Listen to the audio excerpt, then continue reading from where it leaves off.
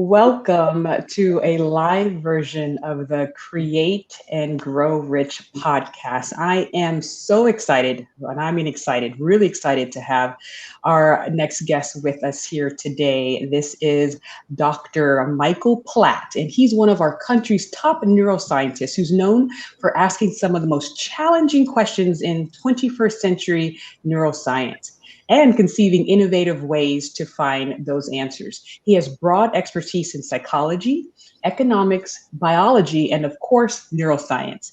He's collaborated with colleagues in these fields and this has enabled him to reach deeper levels of understanding about the neural basis of cognitive behavior. He's the author of the amazing book, The Leader's Brain: Enhance Your Leadership, Build Stronger Teams, Make Better Decisions, and Inspire Greater Innovation with Neuroscience. Dr. Platt's work has been featured in the New York Times, the Washington Post, the Wall Street Journal, on TV, plus many other media outlets, which now includes the globally successful Create and Grow Rich podcast. Welcome to the show, Dr. Michael Platt. Thanks so much for having me on, Genein. It's a real pleasure to be here. Yes, I was so ecstatic to just get your yes from you when I reached out to see if you would come on and share your expertise with my audience. So thank you for saying yes. I'm like, he said yes, he said yes, and you are here. So I gave a small background, but if you can tell our audience kind of more what you do and what your focus is on. Sure. Well, I mean, some would say I don't have much focus, that I'm actually quite broad in my distribution of time and energy. But I'm a professor at the University of Pennsylvania, and I had this unique position where I'm appointed in the neuroscience department, of course, in the School of Medicine, the psychology department in the School of Arts and Sciences, but also, this is the kind of differentiator, I think, also in the marketing department at the Wharton School of Business. And I'm also the director of the Wharton Neuroscience Initiative. And really, what I try to do is to kind of use all the tools available, from neuroscience, from biology, psychology, analytics, and business to try to understand what makes people tick, what makes some people tick differently from others, and how we can get people to tick really well together. And when you do that, hopefully good things happen for everyone, for business, for employees, and for consumers and for society. And that's why we're here, getting people to tick well together. So my background, I come from UCLA, and we're a big research institution. And 20 years ago, I graduated in 2002. Because I was a starving college student, I would go and do the research experiments with the professors on the campus, and they would need a healthy subject. So I would do the MRI and just do games in there, and $60 here, $30 there, just doing that. And my mom was like, stop signing up for these things. You don't know what they're doing to your brain. So what I'm basically saying is you may have looked at some studies that I was a part of 20 years ago.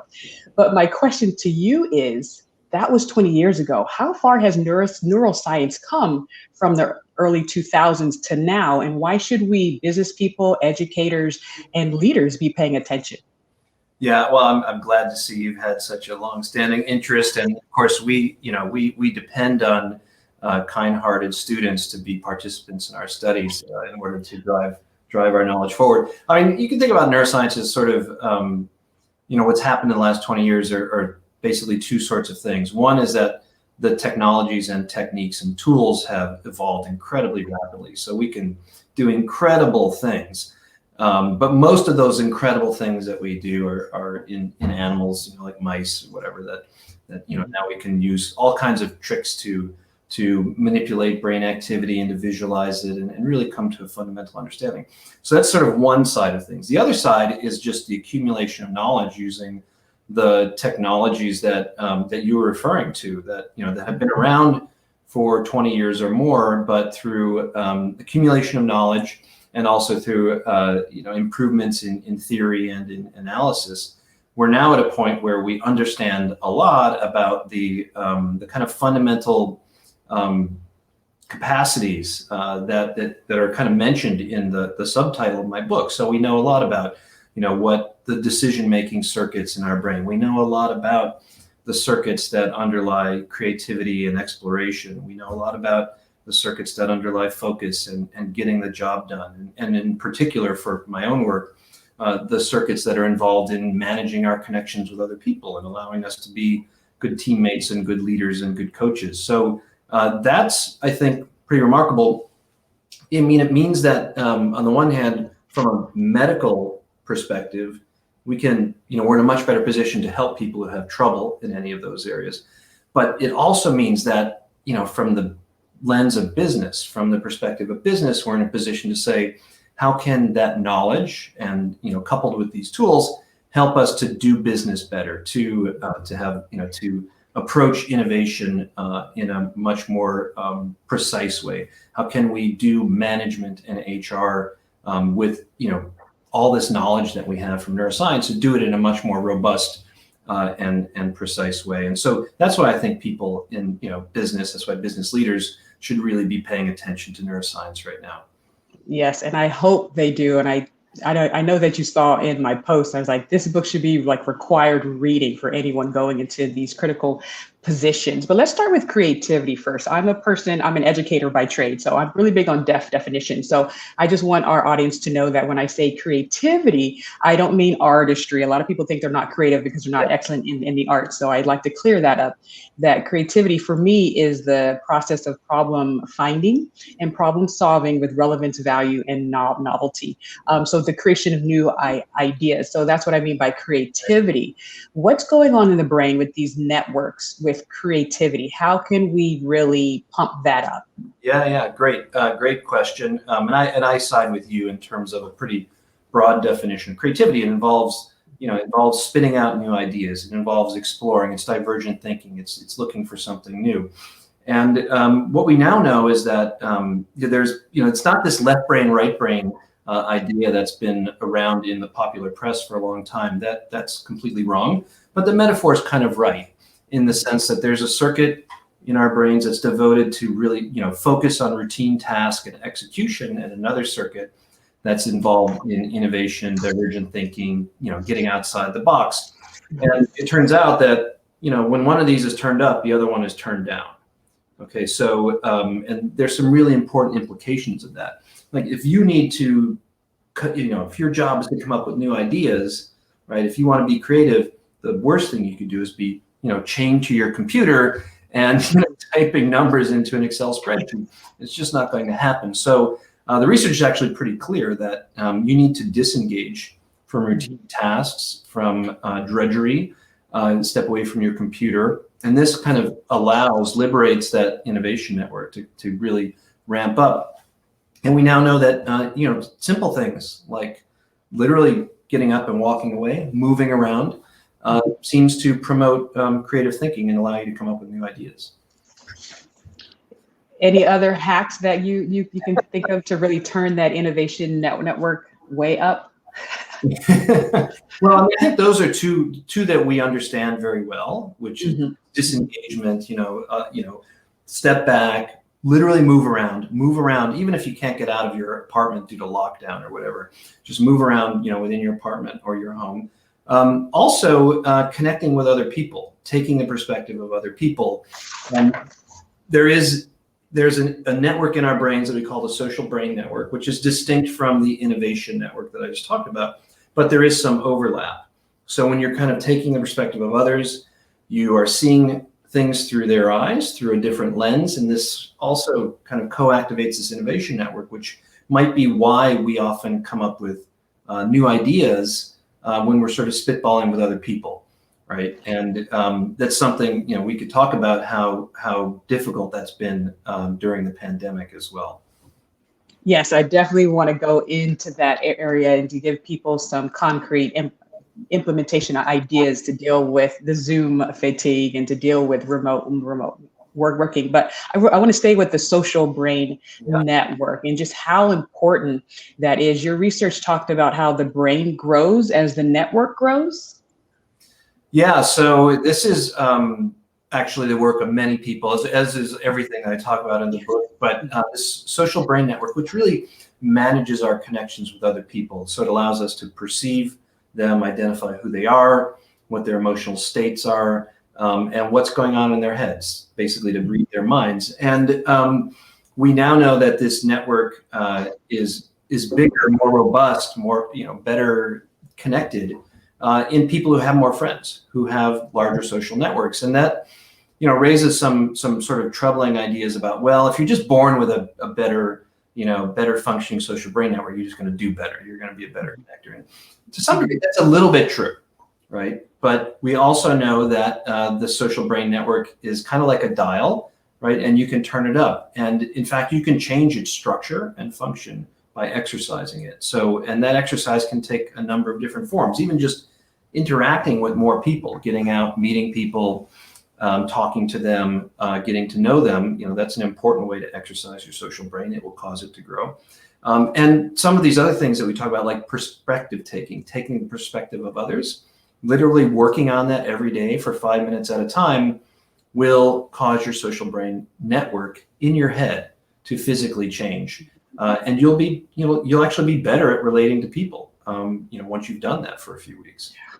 See, I love that. I love that. And in your book, you talk about synchrony, right? Yeah. The importance of synchronizing. I have a 3-year-old boy, and I remember reading long before I got pregnant, that when you're feeding your child, you should be looking at them in the eye, that it's so important to make that eye contact. And then I read about that in your book. If you could explain just, how that involves increasing the social brain network, just the eye contact with a child, but also with your team members as an adult. Sure. So there are a couple of things bound up in that question. One is this idea of synchrony. And we often talk about getting in sync with people. And it turns out that when we get in sync, we literally get in sync. So our brains get in sync, they synchronize. And when our brains get in sync, we begin to see the world the same way. Our brains process information very similarly, which allows us to work together better, to be, to cooperate more, to find, collaborative solutions. And when our brains get in sync, our bodies get in sync. So our hearts start to beat together. We might start to breathe together, and we'll actually start to move together in synchrony. And it turns out you can run this process in reverse. So if you move in sync, this seems to actually get your brains in sync as well. And that's sort of another hack that can get you to, better cooperation, enhanced teamwork, et cetera. Now, in terms of eye contact, it turns out this is critical for activating our social brain networks. If you're not actually looking at somebody, you're starving your social brain network of data that it wants, it needs to work on in order to connect with somebody. And when we make eye contact, this actually seems to synchronize our brains. And so there's a wonderful study, for example, that was done by colleagues at NYU, where they wired up students in a classroom and teachers, and they measured their brain activity. And what they found is that those classrooms that had higher brain synchrony across the students and the teacher, they actually performed better. They were more engaged. And this makes sense because learning in a classroom is a social activity. And the one factor they found that actually stimulated brain synchrony was making eye contact for a couple of minutes before class. And we think the way that works is actually when we're making positive eye contact with each other, this leads to the release of oxytocin, which is a peptide hormone in our brains. Some people call it the love hormone. It has a lot of roles, but when that hormone is released in our brains, it seems to synchronize our brains as well. And so we've shown, for example, if you introduce that into the brain by having an individual inhale it, then their movements and their attention become more synchronized. And then when you were nursing your son when he was a baby and making eye contact, that's actually the ideal distance. And it seems that the distance between your baby's eyes and your eyes is about where their visual acuity is best when they're really little. And people have theorized that that's so that it helps to cement the bond. And when you're actually nursing, when a woman is nursing her child, that leads to the release of oxytocin in her brain as well. So it's probably getting them really synced together and really cementing that bond. Yes, and I would say men too, and whoever's feeding the child, even if you're bottle feeding, it's still very important. And now my 3-year-old, after I read your book, he's like, "Mom, it's time to synchronize. It's time to synchronize." So I have a 3-year-old walking around saying your words. So thank you. And we just like, he can't do it for 2 minutes, of course, right now, but we try to synchronize when we just want to get into steps. So thank you for that. But once again, it's not just for parents bonding with children or caretakers. It's really for leaders. So how can people do that over Zoom? What's your tips there? This is a huge question right now. We've all been dealing with this for about a year, and I think it's fairly well established that it's challenging on Zoom or any other online video platform for a whole variety of reasons, right? So one is that it's just different. You're in a flat screen instead of being in a physical three-dimensional reality. A lot of cues that our social brain networks would normally rely on are, like nonverbal cues in terms of facial expressions and changes in, you might even be able to pick up changes in pupil size and things like that, they're degraded. They're just not as clear on the screen. And that's magnified, that problem's magnified, the more people are actually on the screen. So if you've got one of those Brady Bunch kind of, setups where there's dozens of people on the screen, it means that you're kind of having to shift your gaze around, looking at different people, and they're looking at different people, and you can never really get in sync with them. And that is, kind of brings up the final real challenge, which is that the camera on typically sitting at the top of your computer or on the top of your laptop is offset from the screen, from the eyes of the person that you want to make. So I'm looking at you, but it looks like I'm looking down. So if I want you to feel like I'm looking at you, I look at the camera. And that's something that is awkward and weird to do, but it's actually, I think, very effective. And it's something that everybody should practice, so that, especially if you're a business leader, so that when you are delivering really important news or you want people to really feel that connection, you can look them in the eye by looking at the camera. And it'll feel a little weird for you, but it makes everybody else feel better. Yes, and that's actually what I'm doing now, because I saw that you said that. I was like, I'm going to really focus on that green dot, even if I can hear you though, and I can see you moving underneath. But I really love that. Yeah, we should be, especially if we're saying something that's so paramount and we want people to grasp emotionally, because we're emotional beings, correct? And a lot of our filter is through that. So, as you know, I am coining the term intercultural creativity. And just like I defined creativity, not just being artistry, but the arts are very important. I'm a huge advocate for the arts, but it's so much more. But intercultural, I got that from the intercultural competence, which is your ability to be self-aware, other-aware, culturally aware, and your ability to shift perspectives and adapt your behavior in different cultural situations. I combine the two, meaning it's difficult to be creative and reach your full creative potential and give your full creative potential if you don't have the tools to be interculturally competent, or you're in a toxic environment where inclusion and belonging is not the way that things are run. So that's where intercultural creativity comes in. Your work, going back to perspective taking, I know you spoke about it a little bit earlier, but I want to dive a little bit deeper into it. Sure. And just for our audience, he came out with a great article about last week called Perspective Taking, a Brain Hack that can help you make better decisions. I'll have the link in the podcast show notes to direct you to that wonderful article. But you said we are in a huge time of problem solving. And one key skill that business leaders need is to be able to perspective take and to perspective shift. And you talked about the Mentalizing Network. And so I'm like, okay, because I love reading stuff that I haven't seen before, and I haven't seen that word before. I saw Innovation Network, I saw, your Focus Network, but I haven't seen Mentalizing Network. Dr. Michael Platt, what is that? So the Mentalizing Network is part of the social brain network. You can kind of think of the different people divided up differently, but the social brain network you can think of as kind of having three parts, let's say. One is sort of the perceptual part, where you kind of decode who's around you and what they're doing. And then there are two other pathways. One is emotional, that leads to empathy. And the other is more cognitive, which is kind of this mentalizing network, being able to get inside the head of another person. Literally, that's the way I talk about it in this article, is like mind reading. How incredible would it be for any business leader to be able to read the minds of their employees or their customers, and not in some creepy way, but just to understand more about what they're thinking, what they think is important, what they don't think is important, how they see a particular situation, how they view a particular product or a branding move. So there's so many different ways in which that can be useful, and that taking the perspective of others, of course, allows you to bring in new ideas, new perspectives that you wouldn't have had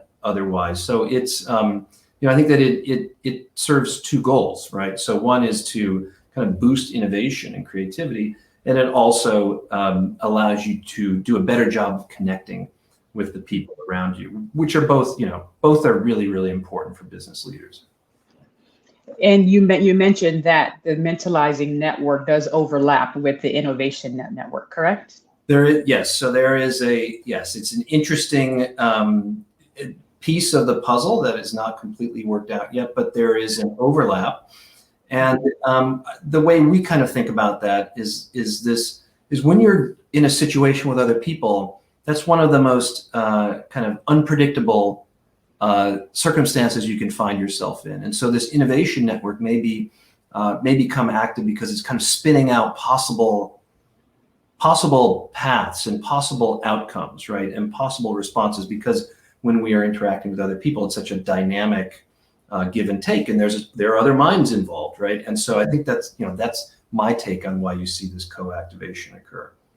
And I believe the quote you wrote was, in order to get into someone else's head, you got to get out of your own. That's right. Exactly. I love that. And in your book, you also talk about fictive learning, and I got excited about that because, once again, it's a term I've never heard before. The more I do my research, and I'm just a reader, the more I start to see the same things over and over again in a lot of the research. So when I find someone giving me new words or new terms I haven't seen before, it just is like the highlight of my week. So you introduced the concept of fictive learning and why that's important for business leaders to understand and to do. What is fictive learning? Yeah, I mean, and I just want to point out that it's neither a good nor a bad thing. It depends on how you use it. And our brains are by default wired to be sensitive to so-called fictive or counterfactual outcomes. So that's basically kind of the emotional side of that is regret. When you see that if you had done something differently, or you imagine that you could have done something differently, you could have had a better outcome. That's so-called fictive or counterfactual learning. It's literally learning from something that's not direct experience. So that could be that, like one place in which this goes awry is at the casino. So if you go into the casino and you're going to play roulette and you put your money on black and it comes up red, and then you switch the next bet to red, right? Even though if it's a fair wheel, it's going to be independent from spin to spin. So that is that's a situation where being sensitive to these outcomes, doesn't help you. But it can be helpful in other ways when we think about hypothetically, what are all the possible ways that something could have turned out, and then we use that information constructively. I think it becomes potentially damaging when we get stressed out about it and we feel the emotional side of that, which is regret and disappointment. And that can, if you kind of couple that with a high level of emotional arousal, that can lead you to do some really maladaptive things. And so you'll see that, for example, in certainly in the laboratory, but probably in the real world, people who are playing the stock market. And if you're really sensitive to seeing that, if only I put my money into that stock instead of this one, and you start constantly moving things around and responding too quickly to this regret that you're feeling and this disappointment, and we know that in the long run, that's a bad strategy. Mm-hmm. And the best strategy is kind of to let it ride a little bit. And the one of the studies I refer to in the book is the sort of mantra that they came up with is to sort of think like a trader, like a seasoned trader. Like, I'm in this for the long haul. I deal with other people's money all the time. I'm a professional, and what's most important is to come out ahead in the end. Not the sort of moment to moment changes in the market don't really matter. And I think that's a really good idea to sort of, and in general for decision making, to kind of step back and slow down if you can. And allow yourself to not get so emotionally dragged into it. And that is a skill. I'm a developmentalist, so a lot of the things that I talk about is like, these are skills, increasing your creative thinking, that's a skill, you can practice it. And as you said in your work, perspective taking, that's a skill, you can practice it, you can do things to enhance it. And before we jump from perspective taking, what are some things that people can do today to enhance their own perspective taking? I mean, I have my own ideas and I have my own training and then my own background from working with kids, we perspective take, but what are you advising business leaders to do? Well, so if folks after this follow the link to the papers that we published last week, there's an actual explicit step-by-step program with instructions on how to implement this for yourself or for your team, which involves basically literally sitting down for 5 minutes and imagining a particular business situation, in this case, and writing down how this would look and feel from another person's perspective, and then actually sharing that with each other. So it's there's a number of different ways to do that, but that's a very explicit way to practice it. But there's also there's another really kind of fun, more perceptual way to kind of the first steps in this, and there's a test out there called the Reading the Mind in the Eyes test, which was developed by Simon Baron-Cohen, who's cousin of Sacha Baron Cohen of Borat fame. And Simon Baron-Cohen studies social function, and this is just if you go to it, it's really kind of cool because it's just a bunch of people's eyes, and they're expressing different kinds of emotions, and then you take the test to see if you can read what their emotions are. And some people do well, and some people don't do so well. But it seems that you can actually kind of practice on that and see if you can, and if you can read somebody's emotions better from their facial expressions and from limited information, that's going to allow you to get inside their heads a little bit better and understand their perspective too. Yes, and like I said, my beginning of my career is in elementary ed, so we incorporate that into our curriculum, and I taught the arts as well. So for us, we would have them take the perspective of the character, or I would have them metaphorically think about an object and then take the perspective on both sides of the object, because your interaction with an object can change. Like, let's say it's a weapon. With one, if you're holding the weapon, you have a different perspective. If you're on the other side of the weapon, you have a different emotional response. So looking at that, so we know how important it is for kids, but we do have a question from our audience. How can I convince business leaders to see this as an important skill? The word creativity, the word imagination, even perspective taking, a lot of people still relegate those to the children. Yes, let's be imaginative, but now you and I know this is such a critical thing for adults. How do we really communicate this? Yeah, well, I mean, I think the data is out there, which shows that creative companies, innovative companies actually do better. They make more money, and also people are like working for creative companies more than working for companies that aren't creative. So that just demonstrates that it is an important business skill, and neuroscience tells us ways in which we can turn it up. And I think that's also true for perspective taking. Perspective taking seems to be important for not only allowing us to work better in teams, to create psychological safety that allows us to collaborate and to make collective decisions and solve problems together, but also perspective taking, again, helps creativity and innovation. So I wouldn't be scared of those words. And it was interesting because when we were working on the papers on perspective taking that we published the last couple of weeks, we're very careful about the language because we were working with a very large financial institution in which the bankers were a little bit reticent to embrace some of these sort of soft skills, right? These sort of telling them that they had to turn up their EQ, their emotional intelligence, didn't sound right to them, but when you actually showed that it helped them improve in every aspect of their work, then they were more likely to buy into it. Yes, and once again, that's the interesting part, because before the pandemic, there's people who knew the importance of EQ, this emotional intelligence. And those of us who worked with children, we definitely know the importance of them understanding how to control their emotions. And it seems like the business world caught on about 10, 15 years ago with that.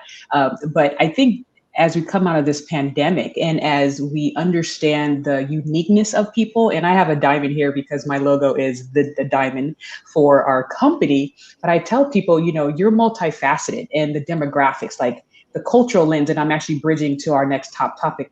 How do we look at people multifaceted, understand that they have these cultural lenses? You look at me and you see I'm female, I'm African American, I'm tall or whatever. There's these demographics that you can see. There's also these experiences that you cannot see that I'm bringing to the workforce, I'm bringing to the boardroom, and that everyone has a different lived experience. Right. How do leaders, really develop a culture, because that's their job, to develop that culture to allow people to share or to live from their different experiences and to know what's going on in the brain with these cultural lenses that people have and may not even know that they have.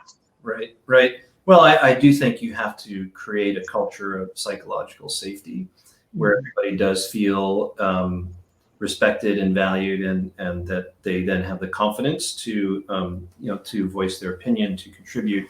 And so that's critical. That's something that we found in the this perspective taking study that we did with this bank. I think from a leader's perspective, one of the most important things that they need to embrace is humility. One quite surprising but fascinating effect that we've seen of kind of thinking you're better than other people, or literally being higher in a hierarchy, like having a really strong hierarchy, is this turns down your social brain network. So it's like, when you're up here, you're basically not taking the perspective of anybody.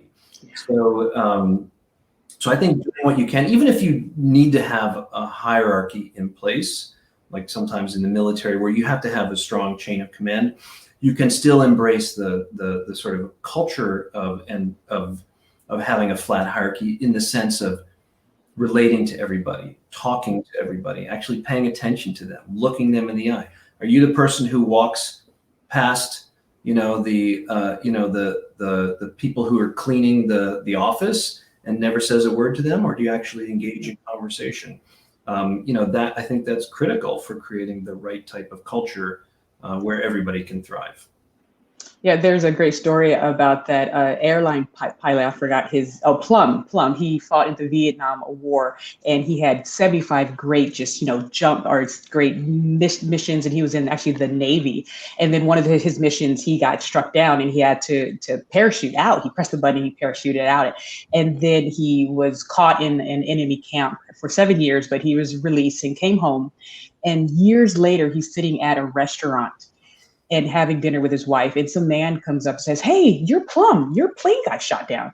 And the man was like, "How do you know that?" He was like, "Because I packed your parachute." Oh, wow. And that got him, because he said, he went home and he couldn't sleep. He said, I kept trying to picture this man's face in a uniform, but I couldn't recognize him because, on a Navy ship, if you are a pilot, you're a high rank, you were up there. And the sailors were not, they were at the bottom of the ship packing parachutes and feeding people. So he said, I wondered how many times I walked past this man and never said hello. Yet it turned out my life was in his hands. And so now he talks about who's packing your parachute? And I love that quote, because it reminds us that we did not get to where we are by ourselves. Someone packed our parachutes, and whose parachutes are we packing now? And the power point is huge. The higher you go, the less perspective you're able to take, unless you take initiative and you intentionally build that skill. That's a great point. And leaders everywhere need to take that to heart. Yeah, no, I mean, it's that's a great story, by the way, and I'm going to remember that one because I hadn't heard it before. But it's not one thing I want to point out. Look, I've spent my entire career half my time studying people and half my time studying monkeys. And that's a really, I think, gives me a perspective on our own humanity in terms of how much of this is really pretty hard, baked in to the way our brains work. And it's not that so monkeys are, have strong hierarchy too. And we found that, higher ranking, higher status monkeys, their social brain networks are turned down too. They're much less likely to take the perspective of low status individuals, but they take this perspective of high status individuals. So, it's all about attention, and it's all about, being active and intentional about it. So it's not that they don't have the equipment, whether business leader, Navy pilot, high status monkey, you've got the gear to do it. You just have to actually turn it on and use it. And for people, luckily, we can be intentional about that and actually turn it all the way up if we want to.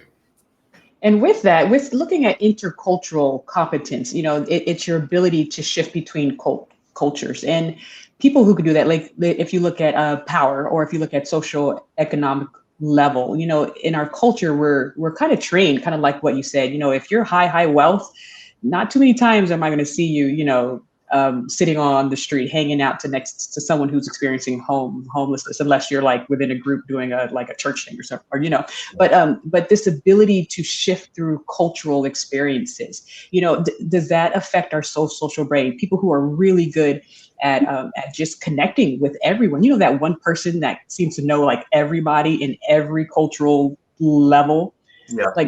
How do more people get to that status?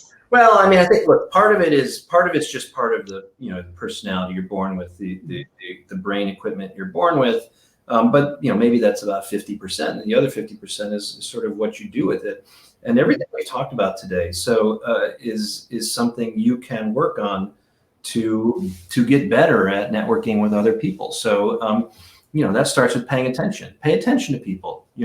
Actually pay attention to the person experiencing homelessness.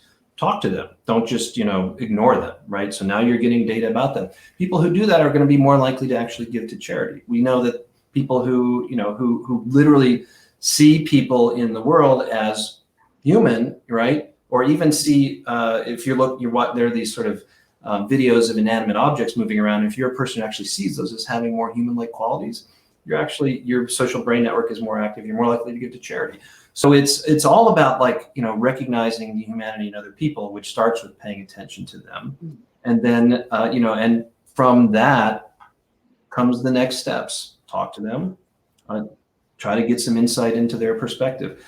Getting back to this idea of status and socioeconomic status, SES, relative wealth gaps, etc.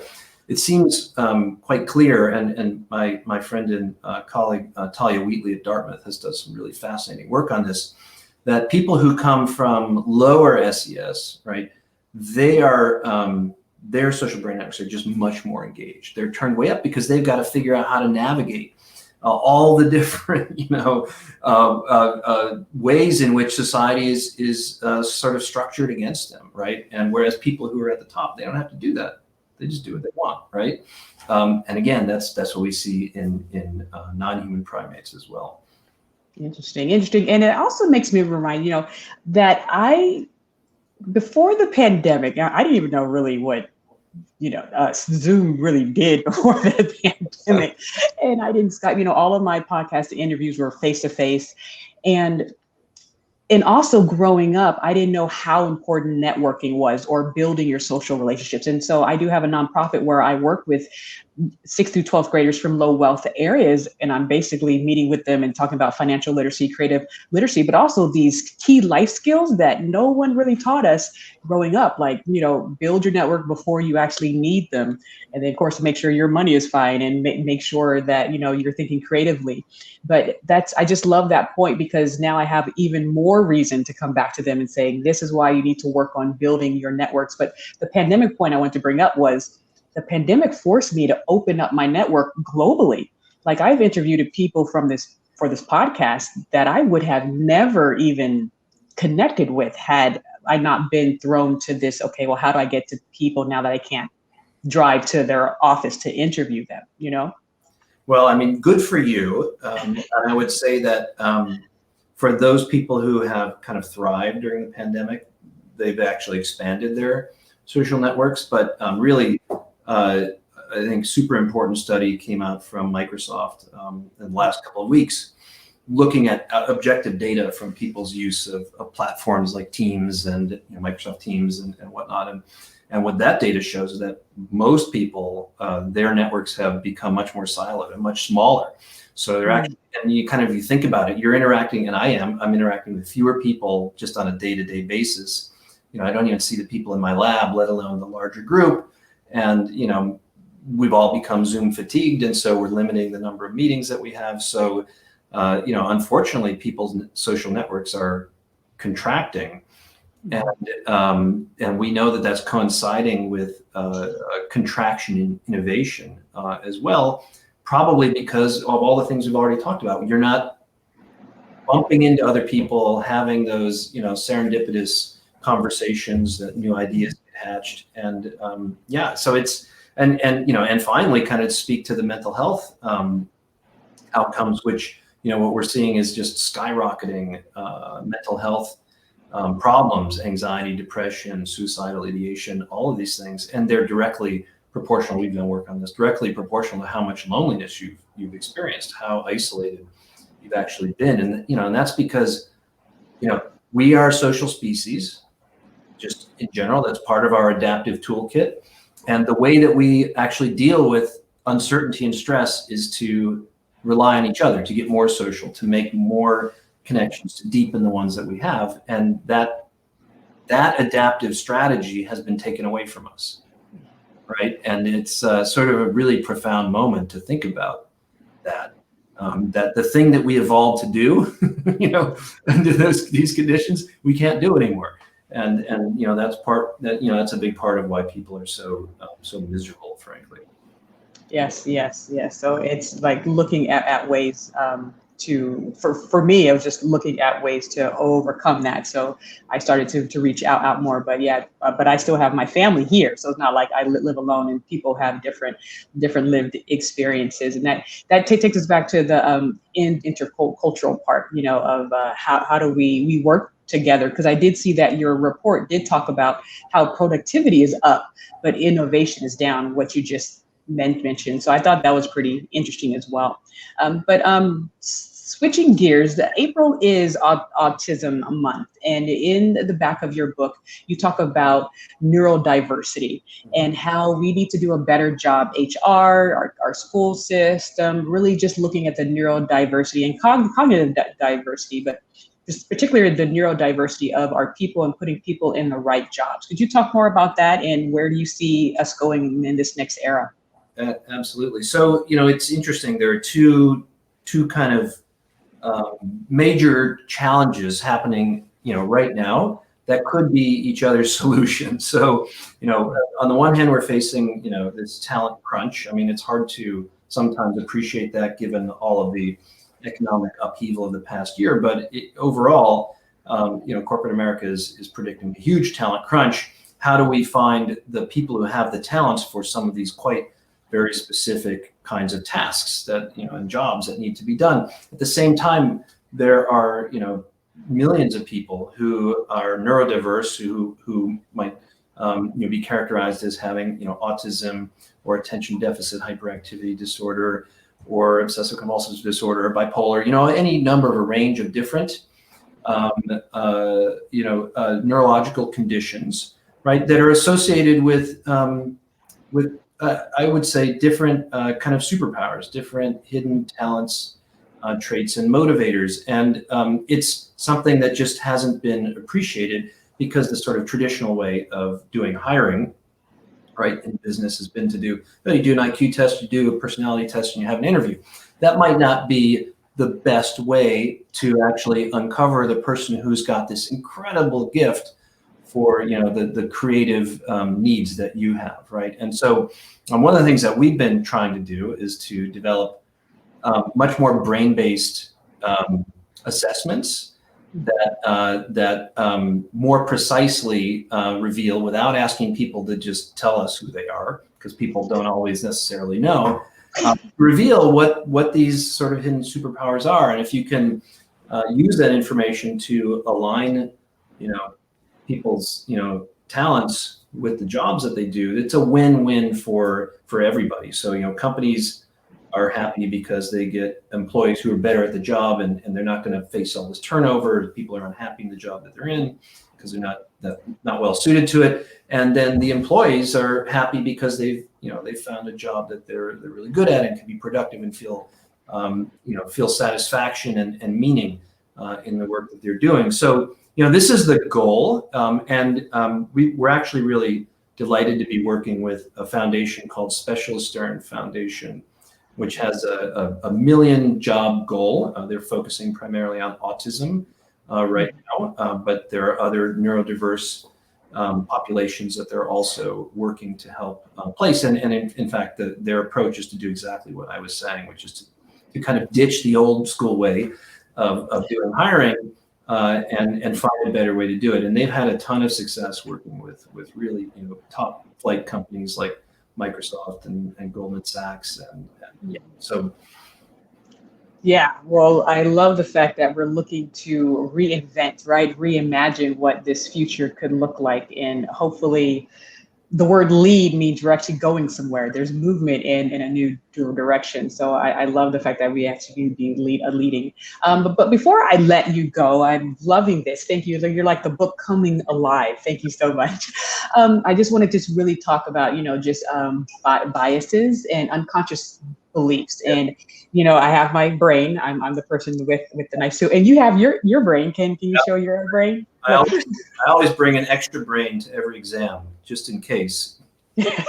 So you can say you've never had an interview with someone else who brought a brain, though, right? But what's going on with biases, unconscious beliefs, and how do we overcome that as leaders and as people who want to make sure we have psychologically safe cultures for our work environments? Yeah, I mean, it's a super important question, and this unconscious bias is real. I think we all are coming to appreciate that. And the neuroscience is pretty clear on it, which is that the circuits, for example, that are involved in empathy and understanding and connecting with another person respond kind of at default differently to somebody who kind of looks different from you, who's different from a different ethnic group, than to somebody who is sort of from your tribe.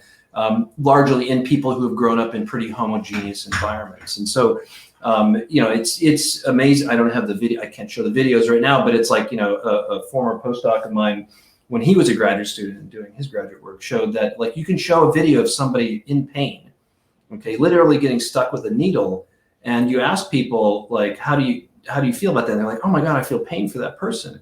But if you're scanning their brain at the same time, the brain empathy response is really strong if the person is from their ethnic group, but it's actually really weak and sometimes non-existent for somebody who's from a different ethnic group. And it's not that people are bad; it's just that that's the way your brain kind of gets wired up. Is it's responding to the statistics of the environment in which you grew up. And so, if you're seeing people who only look like you, right, then that's who your brain includes in you, in your identity, and then other people then are just like. It's not quite exactly the same thing.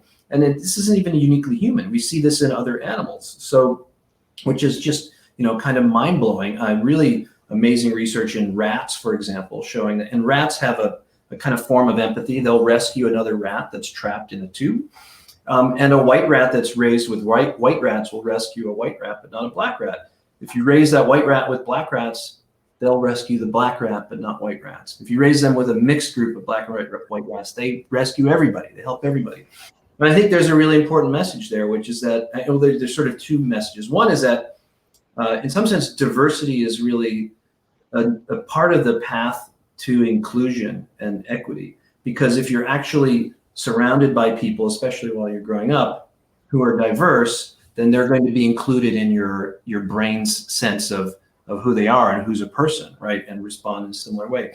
The other thing that we've seen is that there are other ways in which you can kind of hack that response as well, that brain empathy response, which is to like put the focus on what's shared rather than the default. So if like, you're on, if I tell you that oh, if you're on the blue team, you guys are gonna work together against the red team later. You'll find that this brain empathy response is there for anybody who's on the blue team, right? Irrespective of their skin color or their ethnic group or whatnot. So there are ways to kind of emphasize, and I think this is really important, emphasize shared values, that you have, shared identity, that you're working together, and this can help to overcome some of that unconscious or implicit bias. I think that's awesome. And I love the study. I tell people that I'm not the inventor of intercultural creativity. I say my mom is, because my mom intuitively knew a lot of this. She had her background in psychology and biology, but the formative years, you mentioned the formative years from 0 to about 12, when a child is creating their framework are critical. And the fact that she brought us around, many different types of people, she put us in situations where we had to experience risk. We weren't put in danger, but we were sometimes put in uncomfortable situations. Sometimes we were the only Black family in some of these places. But to her, it was just normal. She just, went and did her thing because she was always looking for adventure, Niagara Falls and doing these great things, which taught us to, hey, people are people. Let's just go have an adventure with people. That's what we want to experience. And that commonality of no matter what demographic you were, we're all standing there looking at these billions of water falling at the Niagara Falls. We had that shared experience. So she did that early on in our childhood. And so that's what I'm trying to teach people to do now, of just how do you have those shared experiences, but how do you really communicate? Because with adults, what is or we'd have to dismantle some of these strongholds and then build them back up? What does that look like? Yeah, well, what we know is that it's harder. I mean, it's not that adults are completely, ossified, but it's just harder than in kids. Kids are, their brains are much more plastic, much more flexible, and they're still developing and learning about their environment. So the earlier you can do this, the better. The better. Wonderful, wonderful. Well, I believe intercultural creativity is the way of the future, and your research really supports that. Thank you so much. I like to end with a gem. I forgot to give you the heads up on this one. I am the diamond person, and our logo's the diamond. I tell people to shine bright like a diamond. So I love it for our guest to end with a gem of wisdom. If you wanted to leave us with one last thing, what would that be? What's your gem? Wow, there's so many things I'd love to tell people. But, yeah, I think it might be love thy neighbor. I mean, I think this is what we're seeing here, and everybody's really far past the end of exhaustion with the pandemic. So cut everybody some slack and turn up the empathy, and we'll all be better off for it. Turn up the empathy, where is the love, right? Black Eyed Peas. I bet no one ever sang to you during an interview too, right? No. Well, thank you so much. We're going to have the links to your book, but is there any place where people can find out more about you, or just wanted to just connect with more of your work? Where would they go? Well, you can follow me on social media. I'm a frequent poster, and that's a good way to keep up with what we're doing and what's coming out of the lab and the research. All right. Well, thank you so much. Thank you all for joining the Create and Grow Rich podcast, our first live interview. Congratulations to you for this. And we are just so excited to really be a part of the solution. And we know brain research is a part of the solution of us moving our nation and our world forward. So I hope you got some great tips, some great implementable tips to bring back to your home, your workplace, and just your life. And don't forget to live a life that matters, a life of purpose, and a life of intercultural creativity. We'll see you next time. Bye-bye. Thank you.